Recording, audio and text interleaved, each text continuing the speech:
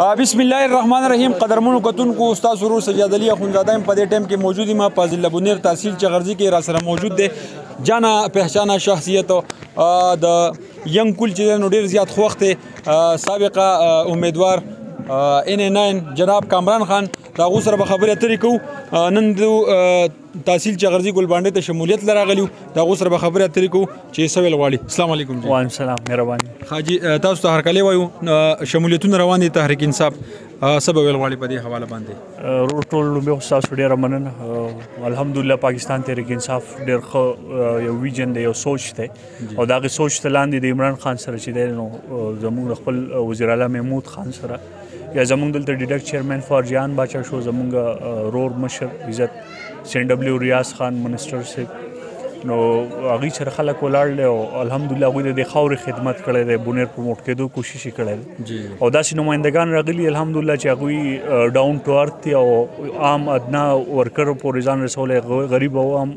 کم فریاد دی هغه اورېدلی دی او په دې درې نیم کاله کې چې هغوی کم کارونه کړي دي نو په ماضي کې تاسو نه تاسو کورج هر ځای کې ورکړي دي تاسو د هر څه نه باخبر یې. په ماضي کې ډېر حکومتونه داسې تېر شوي چې داسې کارونه چا نه دي کړي. الحمدلله ریکارډي کارونه روان دي او هر سړي ته پکې دا حق حاصل دی چې د خپل حق تپوس وکړي. هر سړي ته پکې دا حق حاصل دی چې هغه د خپل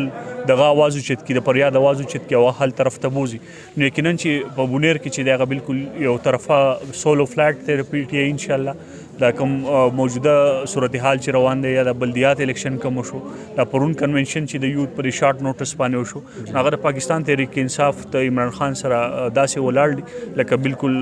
د غرب په شان او پاکستان تحریک انصاف په کامیابی طرف ته ډېر زر ځي. خیر جی د اوسنی سیاست ته په کوم نظر ګورئ؟ مونږ خو به تاسو زموږ ډېر بهتر پوهیږئ چونکې پاکستان تحریک انصاف چې دی هغې یو سوچ او یو ویژن و چې یاره مونږ آزاد پاکستان غواړو. ټیک ته دوستۍ دار ملک سره غواړو خو دا نه غواړو چې غلامي دې مونږ وکړو. او عمران خان د نن څو کاله مخکې هم ویلي دي چې تېر حکومتونو کې چې زه بالکل ستاسو خلاف یم خو که چېرې تاسو دې ته یو کېږئ چې یاره د امریکا خلاف مونږ راوچت شو چې مونږ د هغوی غلامۍ نه ځان آزاد کړو نو زما اختلافات ستاسو سره ډېر دي خو په دې کې زه ستاسو سره یو کېږم. دا هم ویلي چې دا ټول پارټۍ چې دي دا په ما پسې داسې ورځ راځي چې دا به په ما پسې یو کېږي چې زه دوی سره احتساب شروع کړم او هغه هم تاسو ته ثابت شو چې هغه شروع دي. نو انشاءالله تعالی زه خو چې وینم چې عمران خان کوم سوچ روان کړی دی نو پاکستان ټول زما خیال دی چې 70% پاکستان چې دی هغه د عمران خان سره ودرېدلی دی. هغوی یو چینج راوستی دی او هغوی کې هغه شعور پیدا دی هغوی ته اویرنس میسج تللی دی چې د کوم په خاطر باندې صرف دا یو لیډر دی چې هغه راوتی دی هغه یو امید کرن دی که خیري دی به یو ځل بیا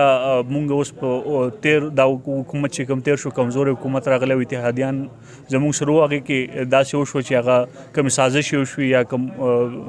پروګرامونه جوړ شو په حکومت غورځېدو پسې نو هغه خلکو مایند کړي دي هغه خلکو ذهنونو ته اچولي دي. نن زموږ خویندې میندې جلسو له راوتي دي زموږ خویندې میندې دعاګانو شروع کړي دي زموږ نوجوانانو او سپین روبو مشرانو تاسو ګورئ چې د یوې جلسې نه بله جلسه کېږي هغې کې کراوډ چې کوم کېږي نو د تېر شوي جلسې ریکارډونه ماتي. نو انشاءالله ډېر زر ده چې په 25 تاریخ مونږ ته دلته په دې پروګرام کې خبر راغی چې خان صاحب کال ورکړو چې ازادي مارچ له به راوځئ مونږ چې واپس راځو که خیري نو مونږ به د دې دوباره چې وي چې دا زوړ پاکستان دا به مونږ دوباره نوي پاکستان ته بیایو. عمران خان به په دوتیا اکثریت راولو د دې خاورې د پاکستان د ترقۍ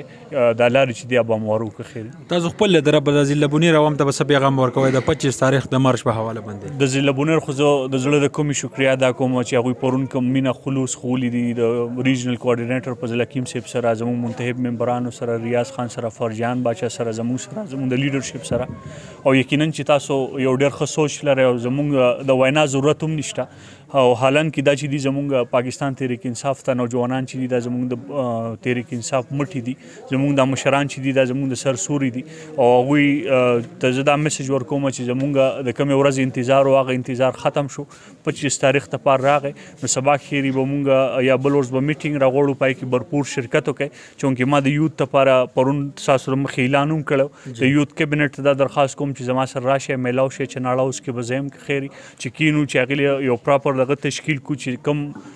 ترانسپورت سہولیات دي د هغې دپاره کم خرچه کیږي یا زموږ هلته کم کیمپ لګي هغې کې د خوراک سیسټم د هغې دپاره د باورچیانو د هغې د بوستو د هغې د پنډال سجاولو چې کم پیسې فاینانشلی دغه راځي هغه به زما انشاءالله هغې سره به زه ولاړ یم چې موږ یو ترتیب ورکړو چې د بونیر په دې خاوره باندې کم جذبه کم جنون د نوجوانانو شروع کړي دي چې موږ د اسلام آباد پورې اوسو او وښیو چې پاکستان تحریک انصاف چې دی د هغې بنیاد د نوجوان نه جوړ دی او مشران د سوري د لاندې روان دي انشاءالله تعالی کامیابی به حاصلېږي. ډېره مهرباني سرجي.